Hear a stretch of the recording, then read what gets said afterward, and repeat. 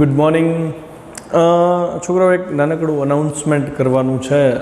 Last લેક્ચરમાં આપણે જે કંઈ ડિસ્કશન થઈ એમાં મેં પેપર માટે એવી માહિતી આપી હતી કે 2 માર્કની થિયરી હશે, 3 માર્કના 4 માર્કના ક્વેશ્ચન પૂછીશ, ન્યુમેરિકલ પૂછીશ અને 10 માર્કના MCQ હશે. તો એકચ્યુઅલી બાય મિસ્ટેક મેં એ ઇન્ફોર્મેશન તમને પાસ કરી હતી. એકચ્યુઅલી અત્યારે 12થનું સેશન આ રીતે ચાલે છે, તો મેં તમને ઉતાવળમાં કહી દીધું હતું. પણ એકચ્યુઅલી આપણે સન્ડેનું જે પેપર છે પ્યોરલી MCQઝનું છે. 30 માર્ક્સના MCQઝ હશે. ગ્રાફ રિલેટેડ MCQઝ તૈયાર કરવા, પ્રેક્ટિસ કરવી. પછી જેટલા પણ ક્વેશ્ચન બેંકના MCQ આપ્યા છે એ કરજો.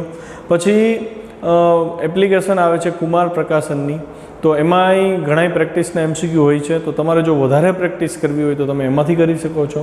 આ ઉપરાંત તમને કંઈ ડાઉટ રહેતા હોય તો તમે મને કોલ કરી શકો છો. ચાલો હવે સ્વાધ્યાય તરફ આપણે આગળ વધીએ. આપણે વાત હતી કે રોજ હું સ્વાધ્યાયના 2 દાખલા ને પ્લસ 10 MCQ કરાવીશ.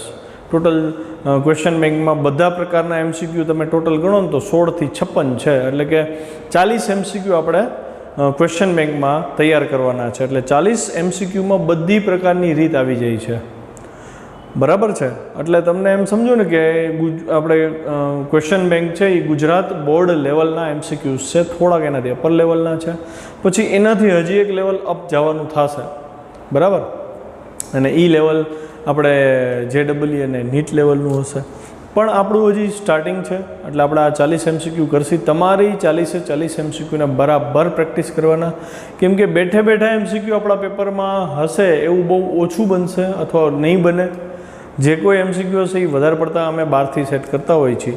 તો તમારે તૈયારી એ રીતે કરવી કે જેથી કરીને તમને ફાવે. મતલબ ગોખવાને બદલે સમજીને વિથ એક્સપ્લેનેશન આગળ વધવાનું રહેશે. ચલો, સ્વાધ્યાયનો દાખલા નંબર 3.15. તાત્ક્ષણિક ઝડપ અને તાત્ક્ષણિક વેગ માટે તફાવત પર વિચાર કરવો આવશ્યક નથી. આવું કહી દીધું છે. તાત્ક્ષણિક ઝડપ હંમેશા તાત્ક્ષણિક વેગના માન જેટલી હોય. શા માટે? તમને એમ કીધું છે કે તાત્ક્ષણિક વેગ અને તાત્ક્ષણિક ઝડપનો તફાવત આપવાની કોઈ જરૂર છે નહીં. પછી પૂછ્યું છે કે અચ્છા, તાત્ક્ષણિક ઝડપ અને તાત્ક્ષણિક વેગના માન એટલે મૂલ્ય શું સમાન હોય કે અલગ હશે? જો સમાન હોય તો એ શું કામ સમાન હોય? તો આપણે એને સમજીએ. ભાઈ, તાત્ક્ષણિક વેગ આપણે શું સમજાતા? તો કે સરેરાશ વેગ v બરાબર, એવરેજ v બરાબર આપણે લખ્યું હતું ΔX/ΔT. એને limit ΔT tends to 0 apply કર્યું હતું તો એ સરેરાશ વેગ તત્કાલીન વેગ બની ગયો. તો v બરાબર dx/dt. આટલું તો ક્લિયર થઈ ગયું. હવે એનો મતલબ એવો થયો કે સમયગાળો આપણે શું કરતા જાય છીએ? નાનો કરતા જાય છીએ. બરાબર? તો હું સમીકરણ લખું આવી રીતે કે એવરેજ v બરાબર limit ΔT tends to 0 ΔX/ΔT. તો લિમિટ લાગુ પડી એટલે સમયગાળો સૂક્ષ્મ થઈ ગયો. સૂક્ષ્મને આપણે ડિફરન્સિએશન નામ આપ્યું હતું, વિકલન નામ આપ્યું હતું. એટલે ડિફરન્સિએશનનો અહીંયા ડી લખ્યો. આ dt એટલે સમયનું વિકલન થયું. સમજાણું? સમયનો સૂક્ષ્મ ભાગ થયો. અચ્છા, જેમ સમય નાનો થાય છે એમ એ જે ગતિપથ હતો, જે એનું સ્થાનાંતર હતું એ નાનો થતો જશે. એટલે ΔX ને આપણે સૂક્ષ્મ પદ લખ્યું dx. અને બોલી છે આપણે xનું સમય સાપેક્ષે વિકલન એટલે તત્કાલીન વેગ. હવે અહીંયા એક વસ્તુ બહુ અગત્યની નોંધવા જેવી છે. તમે ઉદાહરણ યાદ કરો તો આપણું કંઈક આવી રીતનું ઉદાહરણ હતું કે એક કણ અહીંયા હતો, અહીંયાથી ગતિ કરીને અહીંયા પહોંચે છે ત્યારે આ એનું સ્થાનાંતર હતું. યાદ છે?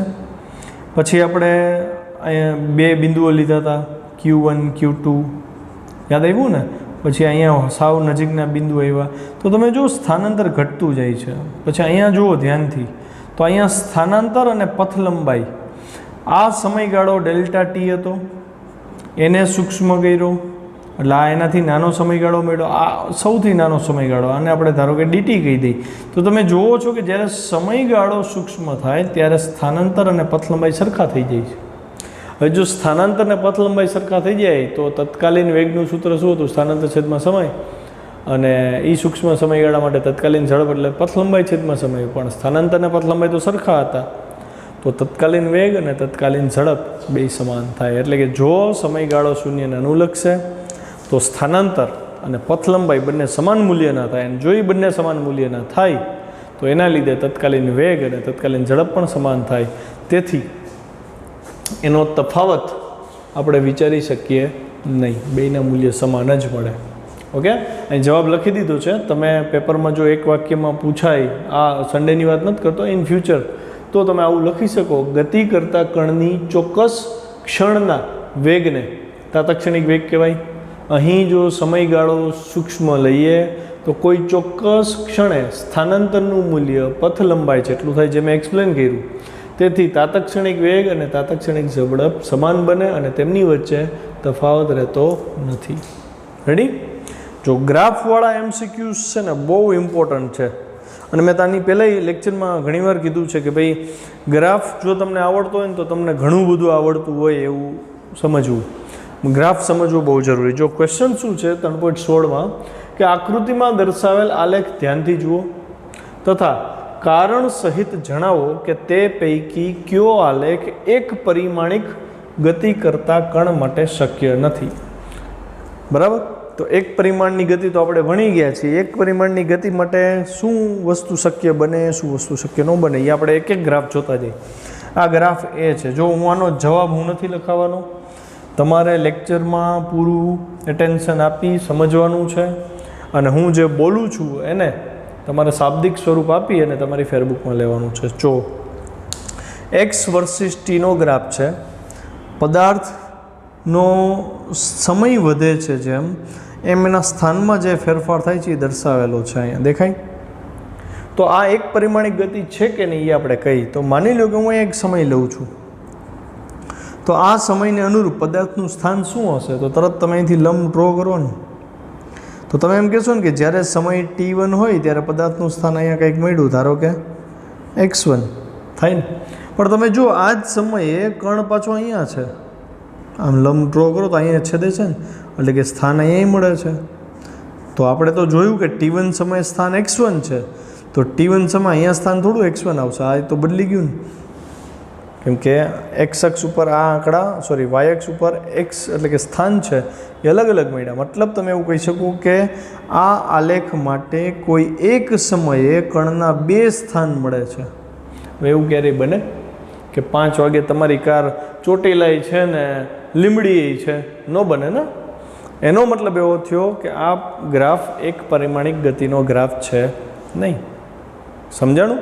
ફરીથી, તમે એક સમયે તમે બે જગ્યાએ હાજર રહી શકતા નથી. મતલબ એક સમયે એક જ સેકન્ડે પદાર્થ અથવા કણ બે જગ્યાએ હાજર હોતો નથી. એટલે આ ગ્રાફ એક પરિમાણિક ગતિના ગ્રાફ માટે શક્ય નથી. તો તમારા જવાબમાં તમારી રીતે લખવું કે આકૃતિ પરથી સ્પષ્ટ છે કે, અહીંથી લખવાનું છે, આકૃતિ પરથી સ્પષ્ટ છે કે આપેલ સમયે કણના બે સ્થાન મળે છે જે એક પરિમાણિક ગતિ માટે શક્ય નથી.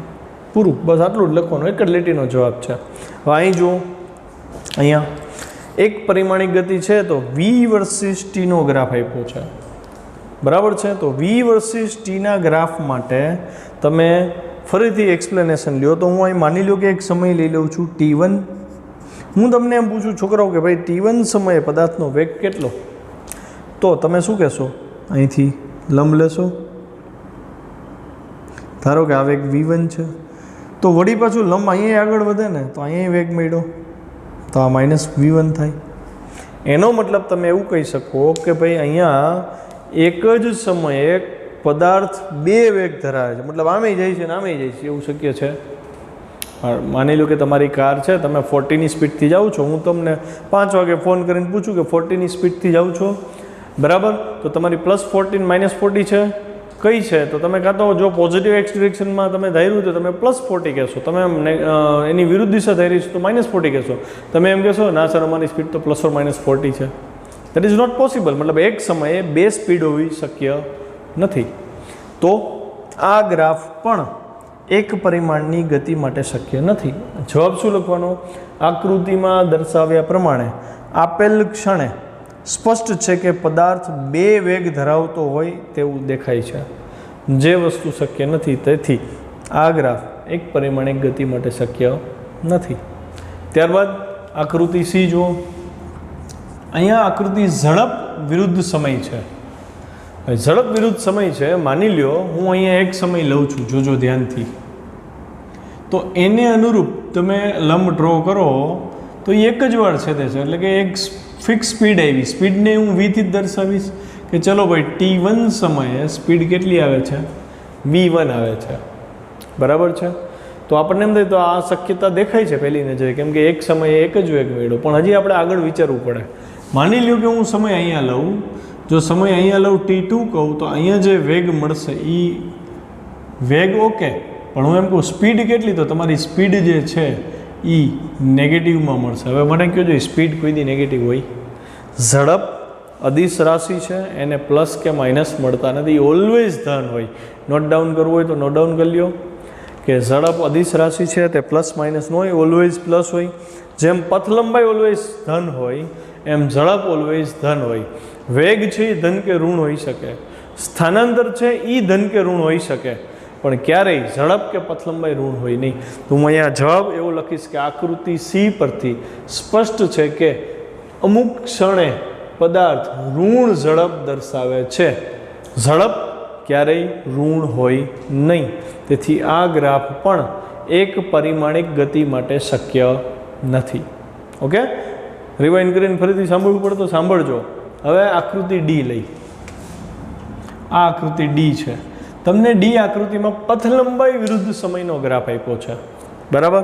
હવે આના માટે હું ઉદાહરણ આપું. આપણે એક ન્યુમેરિકલ સોલ્વ કર્યો તો એક આવી થિયરી કરી હતી કે પદાર્થ એ થી બી તરફ ગતિ કરે, પછી બીથી પાછો સી તરફ આવે, તો પથ લંબાઈ કેટલી થઈ? તો કે હું એમ કહું ને AB + BC, સ્થાનાંતર એસી થયું. સમજાણું? પથ લંબાઈ તો શું થાય, સમયના વધારા સાથે પથ લંબાઈ વધતી જ જશે. મતલબ 1 સેકન્ડ, 2 સેકન્ડ ને 3 સેકન્ડ, તો 3 સેકન્ડમાં કાપેલું અંતર AB + BC થયું, ઘટ્યું નહીં. મતલબ જેમ સમય વધતો જશે એમ પથ લંબાઈમાં વધારો જ આવે. તો તમે અહીં જુઓ, આ સમય એવો છે કે આ સમય સુધી પથ લંબાઈ વધે છે. હવે તમે સમય આગળ વધાર્યો તો પથ લંબાઈ જો ઘટી ગઈ. આવું શક્ય બને? પથ લંબાઈ કોઈ દી ઘટે? ન ઘટે. હંમેશા એક પરિમાણિક ગતિમાં સમય વધે, પથ લંબાઈએ વધવું જ પડે.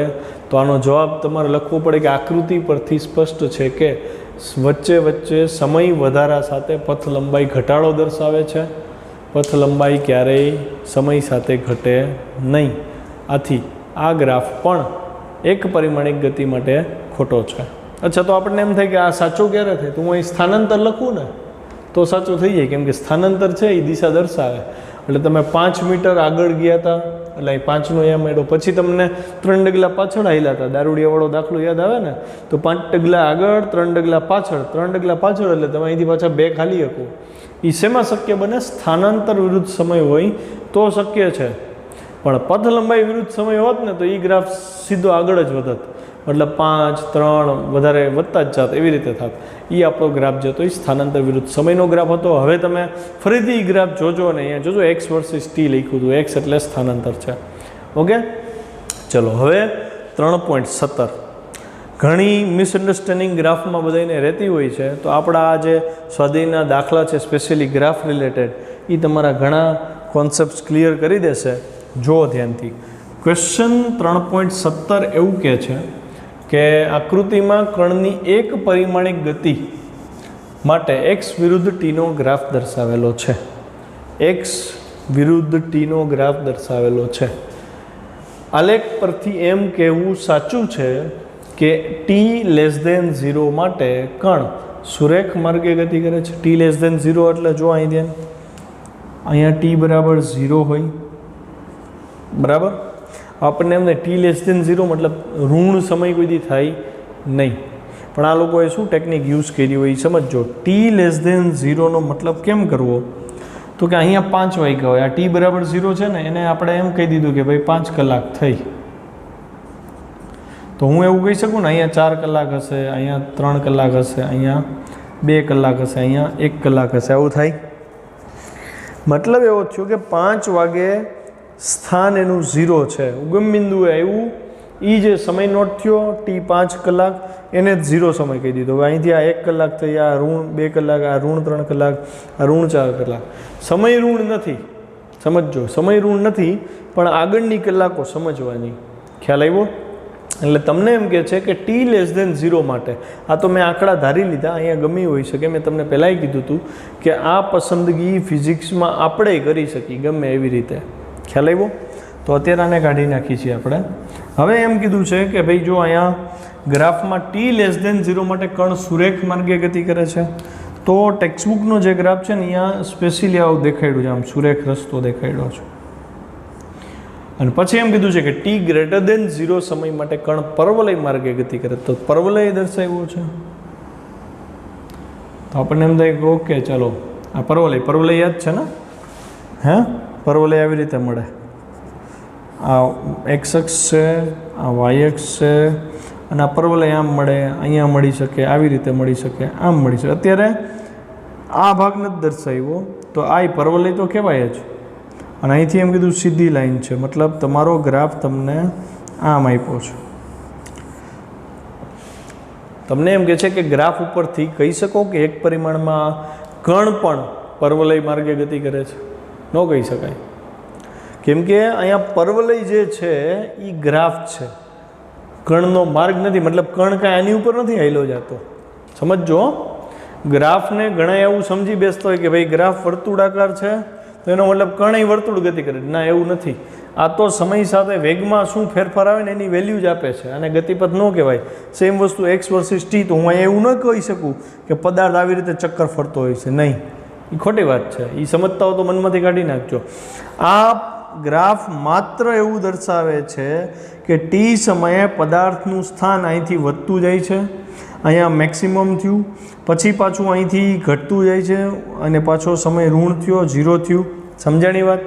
મતલબ એવો થયો કે x વર્સિસ tનો ગ્રાફ ગતિપથ નથી દર્શાવતો, સમય સાથે સ્થાનાંતર કેમ બદલાય છે ને એ એક્સપ્લેન કરે છે. એટલે ક્યારેય એવું ન સમજવું કે કણ આની ઉપર હાલ્યો જાય છે.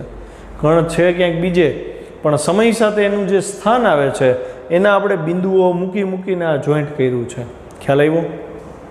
તો આપણે એક ઉદાહરણ દેવું પડે ને, કેમ કે એમાં કીધું છે કે આ આલેખ માટે યોગ્ય ભૌતિક સંદર્ભનો અભિપ્રાય આપો. એમ કહે છે કે સાબિત કરો કે ભાઈ ચલો આ પરવલયાકાર છે તો ગતિપથ પરવલયાકાર નથી, એવું એક્સપ્લેન કરો. તો તમારે એનો જવાબ દેવો પડે. હું તમને ઉદાહરણ આપું. મુક્ત પતન કરતો પદાર્થ જે છે, મુક્ત પતન કરતા પદાર્થ માટે ગ્રાફ યાદ છે? આપણે ત્રણ ગ્રાફ ડ્રો કર્યા હતા. એક્સ વર્સિસ ટીનો ગ્રાફ હતો, પછી વી વર્સિસ ટીનો ગ્રાફ હતો, અને એ વર્સિસ ટીનો ગ્રાફ હતો. યાદ આવ્યું? એ વર્સિસ ટીનો ગ્રાફ આપણને આવી રીતે મળતો હતો. એની વેલ્યુ -9.8 હતી, આ સમય હતો, અહીંયા એ. તો આ ગ્રાફ આપણને આવી રીતે મળ્યો હતો. યાદ આવ્યું? ઋણ પ્રવેગ છે એટલે એ ઋણ તરફ ગ્રાફ મળ્યો હતો. આ એ વર્સિસ ટીનો ગ્રાફ થયો. બરાબર? આટલું ક્લિયર? અહીંયા તો એક્સ વર્સિસ ટી છે. હું આ ગ્રાફ એટલે કરાવું છું કે એકવાર ક્વિક રિવિઝન થઈ જાય. વી વર્સિસ ટીનો ગ્રાફ યાદ છે? તો કે અચળ પ્રવેગી ગતિ છે. અચળ પ્રવેગી ગતિ એટલે વેગમાં નિયમિત વધારો થાય. વેગમાં જે વધારો થતો હતો એ ઋણ દિશામાં થતો હતો, કેમ કે પદાર્થ મુક્ત પતન કરે એટલે વેગ અહીંયા આવે.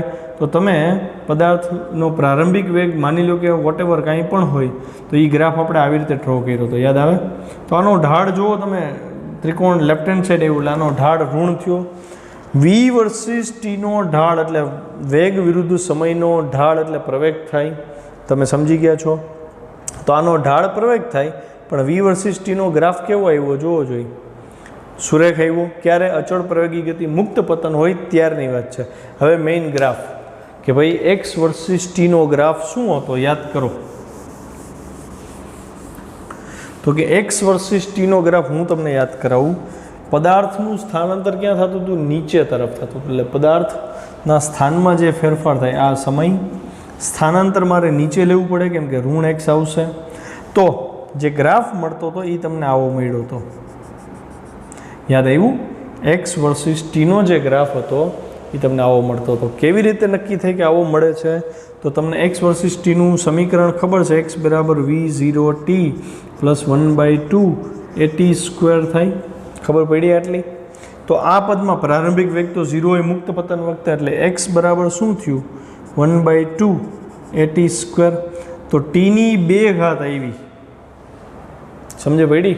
ટીની 2 ઘાત આવી અને એક્સની 1 ઘાત. તો મેં તમને સમજાવ્યું હતું કે સિંગલ પાવર જ્યાં હોય એને અનુલક્ષીને પરવલય ડ્રો કરાય. યાદ આવ્યું? નતર જૂના વિડીયોમાં જાઓ, પરવલયનો કોન્સેપ્ટ છે ફરી એકવાર જોવો. વિડીયો બનાવ્યા છે ને તો ફાયદામાં રહેશો. ફેસબુકમાં ગોતવા કરતાં યુટ્યુબમાં ગોતવું ફટાફટ ઇઝી પડી જશે. પરવલયવાળો મારો જે કોન્સેપ્ટ છે એમાં તમે જુઓ કે પરવલય આપણે કેવી રીતે ડ્રો કર્યા હતા. તો અહીંયા આવો ગ્રાફ મળે તો તમે જોયું કે અહીંયા એક્સ વર્સિસ ટીનો ગ્રાફ પરવલય મળે છે, પણ પદાર્થનો ગતિપથ શું હતો? પદાર્થને આપણે આમ મૂક્યો હતો ને, એટલે પદાર્થે સીધી રેખામાં જ ગતિ કરી. પદાર્થ પરવલય માર્ગે ચાલ્યો નથી ચાલ્યો. મતલબ એક્સ વર્સિસ ટીનો ગ્રાફ આપણે ડ્રો કરી તો એ ગ્રાફ પરવલય માર્ગે પરવલય આકાર તો જ આપે જો એ મુક્ત પતન કરતો હોય. બીજા કેટલાય ઉદાહરણ લઈ શકીએ આપણે, પણ અત્યારે હું મુક્ત પતનવાળું ઉદાહરણ લઉં. તો હવે તમને જે આનો આન્સર જે લખવાનો છે, આ તો સમજાઈ ગયું ને, બરાબર? તો આનો આન્સર જે તમારે લખવાનો છે એ કેવી રીતે લખશો? એ આન્સર હું અહીંયા હું જ લખાવી દઉં છું. જો આપણે આનો આન્સર લખી છીએ 3.17નો, કે જો પદાર્થ મુક્ત પતન કરે તો તેનું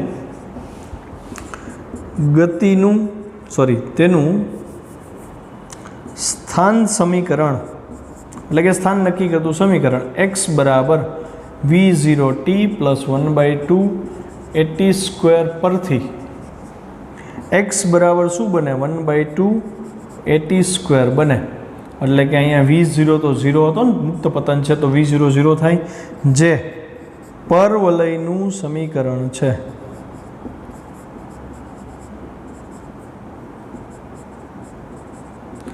તેથી એક્સ વર્સિસ ટીનો આલેખ સુરેખ મળે, પરવલયાકાર મળે,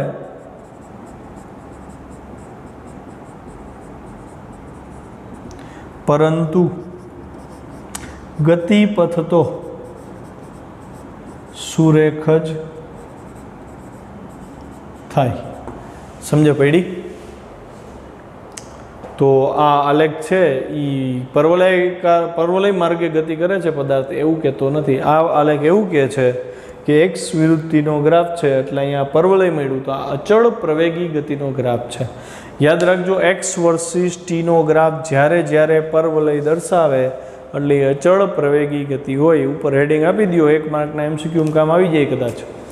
એક્સ વિરુદ્ધ ટીનો આલેખ જો પરવલયાકાર હોય તો એ અચળ પ્રવેગી ગતિ દર્શાવે છે. બસ આજે ન્યુમેરિકલમાં 3 જ કરવા આપણે, 15, 16, 17. 15મો નાનો હતો એટલે આમ તો 2 જ કહેવાય, બરાબર? હવે આપણે MCQના લેક્ચરમાં આગળ